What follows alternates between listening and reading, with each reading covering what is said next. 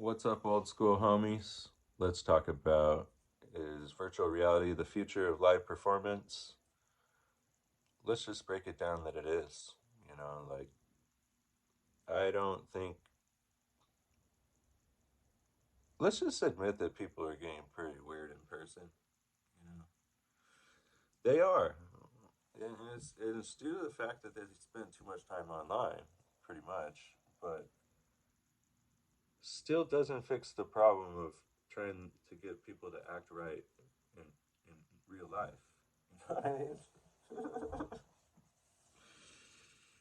That's something I cannot fix. You're getting a barrier in between people by just having a screen and not having to deal with, other people sneezing on you or pulling your hair, putting a cigarette out on your butt crack or whatever they do. Going to concerts, let's admit, you look around and you're like, do I even like these people that I listen to music like? And sometimes you don't. You're like, why am I a dick too? You know? Anyways, there is a lot of camaraderie that goes along with a whole great concert full of people who really enjoy that same artist. Like the Benny concert, everybody was actually singing all of his songs in unison. We all knew the words, and it was great.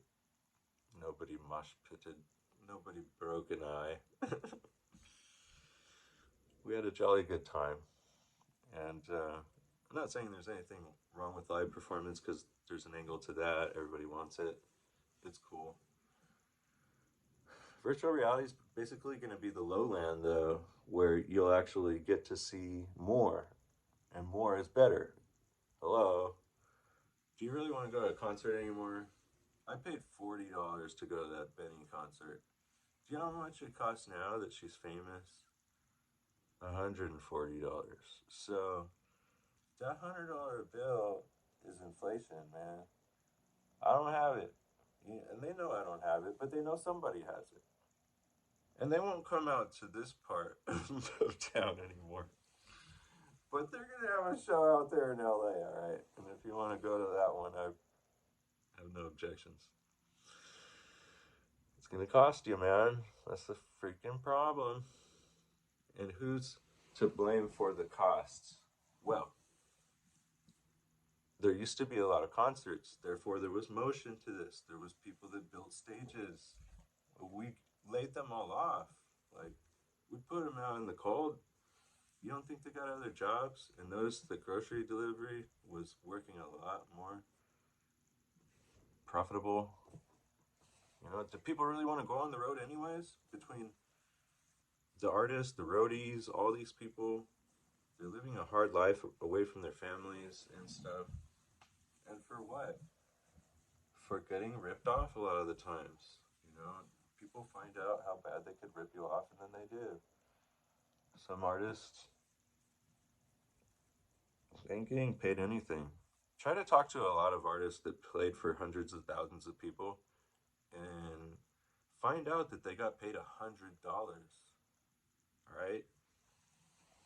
Hey, if you don't ask for the money, they're not going to give it to you. All right? And the same thing is going to happen to you in virtual reality when you start performing. So it's time to realize the parameters of this. Once you plug into the audio interface, the red box, and it goes in the computer, it goes out in the world. If you didn't copyright it, people have the opportunity to copyright whatever comes out of there or sample it. And you could be more famous by letting more people sample your stuff. And maybe that could be your marketing angle. But if it's not, and you're writing original music that takes a long time, and you're not copywriting it, and then you're just putting it on there, giving up a lot of free work. Or, you spent your whole life trying to become a badass busker, and you start busking with other people online. Well, you should get paid for that. Like, you should be in a virtual club where people pay admission to come in. You know, there's opportunities here. I'm not saying it's bad. I'm just saying, look out for other people that are opportunistic off taking your music rights once you plug into that.